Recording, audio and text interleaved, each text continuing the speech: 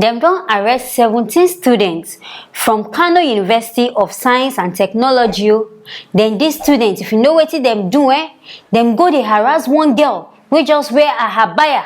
They go, these girls just they go in peace. Now to dress decent, don't even turn problem. If you dress naked, na wahala. You dress decent self, na problem. May na watch this video.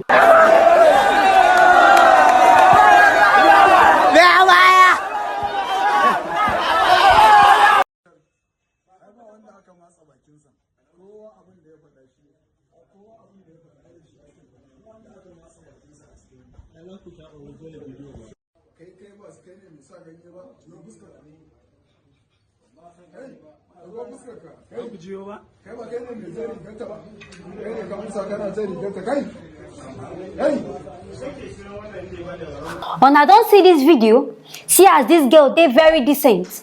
Cover head or wear this cloth reach down. But still, boys they harass her. Waiting on I even want all these men. Person cover body, no naked. On account they harass her. Waiting I want make she do. This one no dey for the matter say na the cloth where she wear na ain't cause am. This one na the person dress responsible. Wetin come dey cause all this kind thing? When then these boys just they behave like zoo children. You go there, person no fit just even comot normal.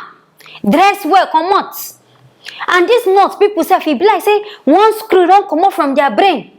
Because this place na university for God's sake. No be primary school, no be secondary school. University. Or na come dey behave like say or na be children wey dey for main road. This kind girl now, how una go want make she feel?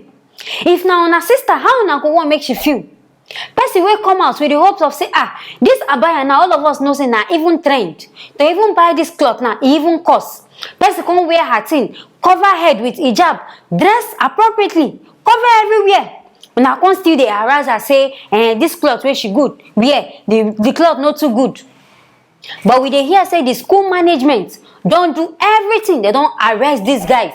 These 17 people, they don't make sure say they put them inside prison. As now they see, they don't lock them. They all of them come they cover face. As now they draw this girl clothes on a no shame. Now when they don't arrest her, now come they cover face. Waiting on they cover face for. This girl no naked. She dressed well. So waiting na they pull her cloth. On a one naked her. Now I go say a woman will no dress well and they disgrace for road and I go they pull their cloth. This one we can't dress well. What do we want talk? That means women know they safe for this country now. If you dress well, now wahala. You know dress well, now wahala. Who will want please for this country where we dey? That means we no fit please anybody now. We no fit please them these men. I been at them these boys. Because this one, their mentality now rubbish mentality. What did they do? No even make sense at all. Now rubbish. If girl no fit comot, dress well, now go still they misbehave for road. Make we kuku they sit down for our house now because we no even they safe for boys' hand now. If say people no dey there now, una go put that cloth naked her. People dey there self, una still dey draw her. Now wow, make men, I don't know, parents, men are they training our men well. All these boys where they go school now, it be like say their sense no they correct as they go that school.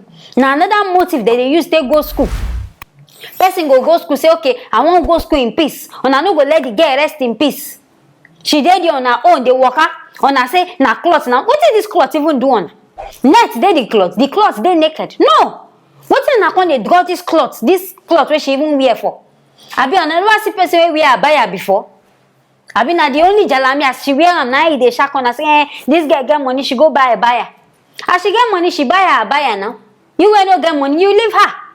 Make na no come they frustrate people, children wey go school won't go learn. And I go carry on our own problem, now come they frustrate the person.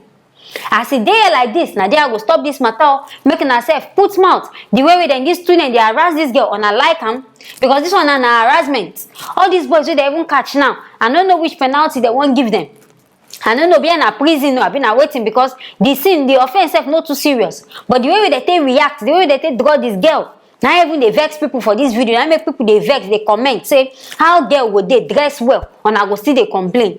So making a comment or anything way na think about this matter, making a comment and making a not forget to like, share and subscribe to this channel as we get new story for now. I go to see you now for our next story. Hey. people dey innovative.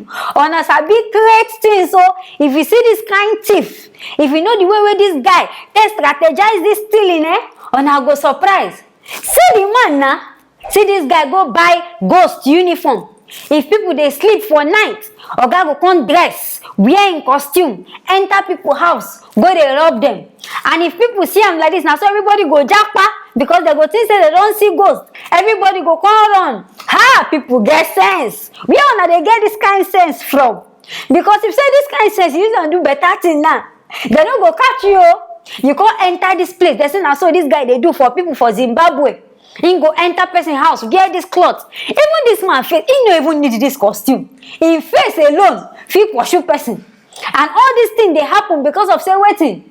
Light no dey dey. Because if say light dey, if person enter wear this kind of costume, you for don't see the person now. But as everywhere dark, person una dey see the thing now. See the skeleton as e be. Even me say fear go catch me for night. If this kind of person appear while they sleep, shock go catch me now. Wetin they expect? Now so this guy they use stay up. If he enter your house where you see say light no dey, everybody don't sleep. If he just enter, if you see only the white skeleton part, now so everybody halele, everybody don't run. Now only you go there inside. Oga go come thief everything where they inside this house. They don't come catch up. Make this kind of thing, make Nigerian people never hear them because now so they're gonna use they go the thief. Now this one a new strategy. This guy too get sense. In fact, I dey hail him, Oga, you do well, but this kind of thing is no good though. This kind of stuff they catch you now. See your face. You say if you sabi think well, this kind of thinking is good, but make we talk true. Stealing no good. As they don't catch you now, which kind of penalty they will even give you? Because the people where they won't be better things if you go the thief. Because now Zimbabwe, you know go pass Gary yam. What do you even use and do? You won't go they sell them for market, I be waiting one use and do. This kind of matter tire me making ourselves see making a call this person for me. Oga, this your technique, it's too much. You too get sense. Where if I even see this kind of sense? People they do things so. See this guy just sit down, strategize, think and say, now where go you stay thief. And he make him. You know how many person this man go down thief from? Not be only one person, no, because people go there and attest to and say, this guy na better thief. But me as I dey look him, this guy everything na cruise. He just they use them to take survive. If hunger no day, you know go they do these kind of things. All these things I they look and say, now hungry, now they catch them. As long as he no carry gun, come put for anybody head inside the house. He just use them pursue one. And if you not say fear, but this kind of thing, no bring and come Nigeria or people they vex. If you do this kind of one, they go beat. They go beat. Blue and black come out from your body. No try and come Naija. But as you do one for there, they don't catch you now. Make it end for there. Make it end for there because this kind play now rough play. Nobody they like all this kind of people blood they hot. Nobody this kind of skeleton play now. Now somebody will come they use country they vest for this kind of hot country where we did now. Now yeah, I go leave this matter for now. Making ourselves see comment. So this kind of way this guy do, it's too funny. I swear, if funny die. Making I don't forget to like making a share, making a subscribe to this our channel as we get new story for now. I go to see you now for our next story.